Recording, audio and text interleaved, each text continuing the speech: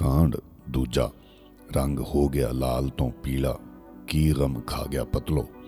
शीतल टांगे तो उतरी, सूरज चढ़ चुक्या सी। शीतल दे कपड़ियां च सिलवट पए होए सन, पर शाल उपर होण करके बहुता पता नहीं लगदा सी।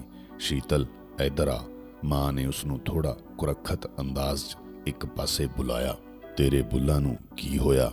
सज्जी गल ते नील किवें पै गया? मां ने उसनू गिच्ची तो फड़ लिया सी। उसने तुरंत मूँह शीशे च तक्या, बुल नीले हो गए सी। सज्जी गल ते पैसे जेडा नील लग रहा सी। शीतल तक के बहुता घबराई नहीं। बोलदी क्यों नहीं? मां बग्याड़ी बन खड़ी सी। की बोलां, ये की होया? तैनू दिसदा ही है मां, भरावां पिट्टीए। मां ने उस दे मूँह ते थप्पड़ मारिया। शीतल दी चीक निकल गई। मां मारी जा रही सी। की गल है मां, क्यों मार रही है? जसवंत ने पुछया। काका, इनू तेरे प्यो नू नहीं सी उडीकना चाहिदा? मूँह चुक के इकल्ली तुर पई। कोई ऐरां गैरां दी धी है, कोई सुनेगा तां की कहेगा? मां दे गुस्से नाल बुल कंब रहे सन। चल कोई नहीं, कुड़ियां नाल रल के आ गई। किवें मार मार मूँह ते नील पा दिते मां।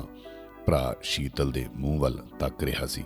शीतल भरा दियां अखां च हमदर्दी तक के उस दे गल लग गई। रोंदी रही, भरा वरांदा रहा। मां बार बार गुस्से नाल शीतल वल वधदी रही। दिन टले शीतल दा बाप पहुंच गया। वो शीतल नू देहरादून लैण लई गया सी, पर शीतल एक रात पहलां ही तुर पई सी। होर भी बहुत लड़कियां आईयां सन। कमलिए रात उडीक तां लैंदी। बापू ने सिर पलूसदियां कहा, एदी खल उधेड़न वाली है, कोड़ी कमीनी जी। मां ने कहा। शीतल दा हफ्ता चुप वट्टियां गुजर गया। ਵੱਡੇ घर ਦੇ ਕਿਸੇ ਨਾ ਕਿਸੇ ਕਮਰੇ 'ਚ ਵੜ ਕੇ ਉਹ ਪਈ ਰਹਿੰਦੀ ਸੀ। ਕਿਤਾਬ ਖੋਲ੍ਹਣ ਨੂੰ ਉੱਕਾ ਹੀ ਜੀ ਨਹੀਂ ਕਰਦਾ ਸੀ। ਮਾਂ ਦੇ ਕੌੜੇ ਸੁਭਾਅ ਨੇ ਉਸ ਦੇ ਮਨ ਤੇ ਛਾਇਆ ਨਸ਼ਾ ਗੁਆ ਦਿੱਤਾ ਸੀ, ਪਰ ਉਹ ਤਦ ਵੀ ਸੁਪਨੇ 'ਚ ਰਣਜੀਤ ਨੂੰ ਉਤਾਰੀ ਰੱਖਦੀ ਸੀ। ਸ਼ੀਤਲ ਤਿਆਰੀ ਕਰ ਲਈ, ਕੱਲ ਆਪਾਂ ਪਹਿਲੀ ਗੱਡੀ ਚੱਲਾਂਗੇ। ਬਾਪੂ ਨੂੰ ਕਾਲਜ ਖੁੱਲ੍ਹਣ ਦੀ ਤਾਰੀਖ ਦਾ ਪਤਾ ਸੀ। ਇਹਨੇ ਕਿਤੇ ਨਹੀਂ ਜਾਣਾ, ਮਾਂ ਨੇ ਕਿਹਾ। ਪੜ੍ਹਨ ਨਹੀਂ ਜਾਣਾ?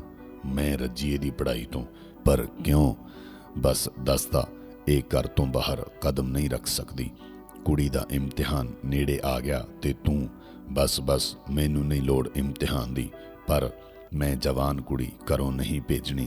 कल तक ये जवान नहीं सी। हाँ नहीं सी। एक ही जिद है, पक्की जिद है। जे ये जाएगी मैं कुछ खा के मर जावांगी। कमलिए, कुड़ी दी सालां दी पढ़ाई, कुड़ी ने डीसी नहीं लगना। विआह करो ते इहदा घरों जूड़ वड्डो। सारा दिन घर च झगड़ा रहा। अखीर वड्डे लड़के दे कहण ते मां शीतल नूं भेजण लई मन गई। जसवंत शीतल नाल जाण लई तैयार हो गया। उसनूं मां दीआं गल्लां चों कुछ शक हो गया सी, पर वो किसे तो भी तां कुछ पुछ नहीं सकदा सी। जसवंत बहुत कौड़े सुभाਅ दा बंदा सी। पिंड दा अड़ब सरदार सी, जिहड़ा हर समय बग्गे घोड़े ते चढ़िया रहिंदा सी। अव्वल तां कोई उस दे सामने चूं करदा ही नहीं सी, पर जेकर करदा सी तां ओ चूं जसवंत सामने चीक च बदल जांदी सी। कई बंदे उस वढा के अपने ही खेत च दबा छड्डे सन। पुलिस कुछ विगाड़ नहीं सकी सी। रज्जिया सरदार सी। हज़ारां मन साल च कपाह हुंदी सी ते बाकी फसल दी भी कोई गिणती नहीं सी। खेत विश्राम घर छत रखिया सी, जिस विच गरीब औरतां दे ठंडे तत्ते शरीर दा स्वाद लैंदा रहिंदा सी। बाहर कौड़ सी, पर शीतल नूं ओ बहुत प्यार करदा सी। उस नूं कदे जसवंत ने अखां दी भी कूर नहीं दित्ती सी। बापू साधु सुभाਅ दा बंदा सी, जिहड़ा हर समय पाठ ही करदा रहिंदा सी ते जसवंत दे किसे भी चंगे मंदे काम च कदी दखल नहीं दिंदा सी। अज पहली बार जसवंत ने शीतल नूं कौड़ी निगाह नाल देखिया सी। शीतल दा शरीर शीतल हो गया सी, इस तरह जिवें उसदी संगी किसे बघियाड़ दे पंजे च आ गई सी। वो देहरादून पहुंच गए। रात होण वाली सी। शीतल नूं होस्टल च छड्ड के जसवंत रिश्तेदारां दी कोठी च चला गया। ठंडी हवा बुल ठार रही सी।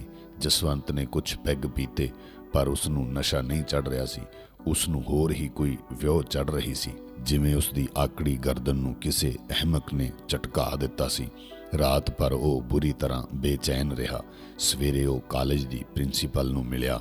आप शीतल के भाई हैं जसवंत सिंह? जी हाँ। आप पहले कभी नहीं आए? प्रिंसिपल शक्की सुभाਅ दी सी। इस दफ़ा पिताजी की तबीयत ठीक नहीं थी, इसीलिए ठीक है। और कोई तकलीफ़ है? जी है, बोलिए। जो भी शीतल को चिट्ठी आए वो हमारे पास घर भेज दें। आई सी? जी हाँ। कोई ख़ास वजह है? लेकिन हमारे कॉलेज में तो कोई गड़बड़ नहीं हो सकती। ऐसी कोई बात नहीं। बात दरअसल ये है।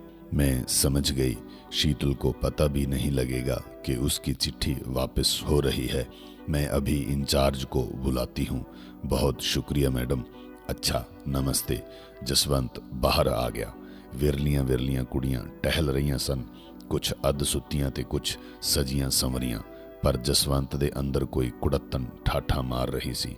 ਉਸਨੇ ਸ਼ੀਤਲ ਨੂੰ ਬਾਹਰ ਬੁਲਾਇਆ। ਸ਼ੀਤਲ ਸਹਿਮੀ ਕਿਸੇ ਅੰਦਰ ਦੀ ਪੀੜਾ ਦੀ ਚੰਬੀ ਹੋਈ ਭਾਈ ਸਾਹਮਣੇ ਦੋਸ਼ੀਆਂ ਵਾਂਗ ਸਿਰ ਝੁਕਾਈ ਖੜ ਗਈ। ਅੱਛਾ ਸ਼ੀਤਲ, ਮੈਂ ਚੱਲਦਾ। ਛੁੱਟੀਆਂ ਤੋਂ ਪਹਿਲਾਂ ਖਤ ਲਿਖੀ ਤੇ ਜਦ ਤੱਕ ਅਸੀਂ ਲੈਣ ਨਾ ਆਈਏ ਤੂੰ ਹੋਸਟਲ ਚੋਂ ਬਾਹਰ ਨਹੀਂ ਨਿਕਲਣਾ। ਜਸਵੰਤ ਬਾਹਰ ਨਿਕਲ ਆਇਆ। ਸ਼ੀਤਲ ਸੁੰਨ ਹੋਈ ਥਾਂ ਤੇ ਹੀ ਬੈਠੀ ਰਹੀ। ਸਖਤ ਸਰਦੀ ਹੱਡ ਕੜਕਾ ਰਹੀ ਸੀ। ਸ਼ੀਤਲ ਨੇ ਨਾ ਮੂੰਹ ਧੋਤਾ ਸੀ ਨਾ ਚਾਹ ਪੀਤੀ ਸੀ। ਇੱਕ ਸਾਤੇ ਨੇ ਉਸ ਨੂੰ ਕਸ਼ਟ ਦੀ ਕਾਣੀ ਚੋਂ ਪੀੜ ਸੁੱਟਿਆ ਸੀ। ਉਸ ਦੇ ਚਿਹਰੇ ਦੀ ਰੌਣਕ ਉੱਡ ਗਈ ਸੀ, ਜਿਵੇਂ ਉਹ ਵਰਿਆਂ ਤੋਂ ਡਿੱਕ ਤਾਪ ਦੀ ਮਰੀਜ਼ ਸੀ। ਆਤਮਾ ਦੇ ਕਿਸੇ ਸੰਤਾਪ ਨੇ ਉਸ ਨੂੰ ਝੰਬ ਸੁੱਟਿਆ ਸੀ। ਕਿਆ ਬਾਤ ਹੈ ਸ਼ੀਤਲ, ਤੁਮ ਐਸਾ? ਜੋਸ਼ੀ ਉਸਦੀ ਕਲਾਸ ਫੈਲੋ ਸੀ। ਉਹ ਸ਼ੀਤਲ ਨੂੰ ਚਿਹਰੇ ਤੋਂ ਪੜ੍ਹ ਰਹੀ ਸੀ। ਸ਼ੀਤਲ ਚੁੱਪ ਕਰਕੇ ਜੋਸ਼ੀ ਦੀਆਂ ਹਮਦਰਦ ਅੱਖਾਂ 'ਚ ਝਾਕਦੀ ਰਹੀ। ਉਸ ਦਾ ਦਿਲ ਕਰਦਾ ਸੀ ਉਹ ਜੋਸ਼ੀ ਦੇ ਗਲ ਲੱਗ ਕੇ ਢਾਹ ਮਾਰ ਕੇ ਰੋ ਪਵੇ। ਫੋੜੇ ਵਾਂਗ ਅੰਬ ਚੁੱਕੇ ਮਨ ਦਾ ਸਾਰਾ ਗੁਬਾਰ ਹੰਝੂਆਂ ਰਾਹੀਂ ਵਹਾ ਸੁੱਟੇ। ਕਾਸ਼ ਇਹ ਮੋਢਾ ਰਣਜੀਤ ਦਾ ਹੁੰਦਾ। ਉਹ ਪੁੱਛਦੀ, ਕੁਝ ਘੰਟਿਆਂ ਦੇ ਸੁੱਖ ਦੀ ਸਜ਼ਾ ਇਤਨੀ ਲੰਬੀ। ਹਾਣੀਆਂ ਖਬਰ ਵੀ ਨਹੀਂ ਲਈ। ਉੱਕਾ ਹੀ ਨਹੀਂ ਵਾਚਿਆ ਤੇਰੀ ਸ਼ੀਤਲ ਤੇ ਕੀ ਹੋਣੀ ਬੀਤ ਰਹੀ ਹੈ।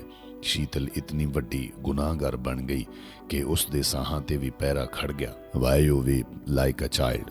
ਜੋਸ਼ੀ ਬੜੀ ਨਿਡਰ ਕੁੜੀ ਸੀ। ਉਸਨੇ ਮਰਦ ਟੋਨ 'ਚ ਹੌਸਲਾ ਦਿੱਤਾ ਸੀ। अरे इश्क में तो बड़ा बड़ा कुछ देखना पड़ता है। तू शुरू में ही रोने लगी है। शीतल ਨੂੰ ਜਿਵੇਂ ਅਚਾਨਕ ਝਟਕਾ ਵੱਜਿਆ। ਉਸ ਦੀਆਂ ਅੱਖਾਂ ਦਾ ਜਲ ਮੁੱਕ ਗਿਆ। ਦਿਲ ਕਰੜਾ ਹੋ ਗਿਆ ਤੇ ਉਹ ਬਲਵਾਨ ਜਿਹੀ ਬਣ ਗਈ। शीतल आपको मैडम बुला रहे हैं, ਕਿਸੇ ਮਾਈ ਨੇ ਕਿਹਾ। शीतल ਸਮਝ ਗਈ ਸੀ। ਉਸਨੇ ਮਨ ਕਰੜਾ ਕਰ ਲਿਆ ਸੀ। ਕਿਸ ਤਰ੍ਹਾਂ ਦੇ ਜਵਾਬ ਦੇਵੇਗੀ ਸੋਚਦੀ ਤੁਰ ਗਈ ਸੀ। जसवंत सिंह तेरे भाई हैं? जी मैडम। कोई गलती की है? जी नहीं। बड़ों के सामने एक्टिंग नहीं करते। एक्टिंग की ज़रूरत ही क्या है। अच्छा, मेरे पास सुबह शाम आना होगा।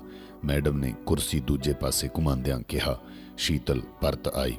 होस्टल दी चार दीवारी कैद दी चार दीवारी वांग खाण लग पई। ਕਿਸੇ ਕਿਸੇ ਵਕਤ ਉਹ ਇੰਨੀ ਪਾਗਲ ਹੋ ਜਾਂਦੀ ਸੀ ਕਿ ਉਸ ਦਾ ਜ਼ੋਰ ਨਾਲ ਦੀਵਾਰ ਨਾਲ ਟਕਰਾਉਣ ਨੂੰ ਜੀ ਕਰਦਾ ਸੀ। ਪਰ ਅਚਾਨਕ ਰਣਜੀਤ ਦਾ ਹੱਥ ਉਸ ਦੇ ਮੋਢੇ ਤੇ ਟਿਕ ਜਾਂਦਾ ਸੀ ਤੇ ਉਹ ਕਿਸੇ ਦਿਲਾਸੇ ਨਾਲ ਸਬਰ ਕਰਕੇ ਬਹਿ ਜਾਂਦੀ ਸੀ। ਮਨ ਕਰੜਾ ਕਰਦੀ ਸੀ। ਅੱਖਾਂ ਦੇ ਹੰਝੂ ਪੂੰਝ ਸੁੱਟਦੀ ਸੀ। ਕਿਸੇ ਨਿਸ਼ਚੇ ਨੂੰ ਪੱਕਾ ਕਰਦੀ ਸੀ। ਸ਼ੀਤਲ ਜਿਵੇਂ ਪਹਿਲੀ ਸ਼ੀਤਲ ਨਹੀਂ ਸੀ। ਚੁਲਬਲੀ ਸ਼ਰਾਰਤਨ ਹਰ ਸਮੇਂ ਟਪੂ ਟਪੂ ਕਰਨ ਵਾਲੀ ਸ਼ੀਤਲ ਦਸਾਂ ਦੇ ਚੁੰਡੀਆਂ ਭਰਦੀ ਸੀ ਤੇ ਦਸਾਂ ਤੋਂ ਭਰਾਂਦੀ ਸੀ। ਸ਼ੀਤਲ ਆਪਣੇ ਹੀ ਕਮਰੇ 'ਚ ਰਹਿਣ ਲੱਗ ਪਈ। ਜਿਵੇਂ ਉਹ ਕਮਰੇ 'ਚੋਂ ਬਾਹਰ ਆਉਣ ਦਾ ਸਾਹਸ ਇਕੱਠਾ ਕਰਦੀ ਸੀ, ਗਿਆਨ ਇਕੱਠਾ ਕਰਦੀ ਸੀ।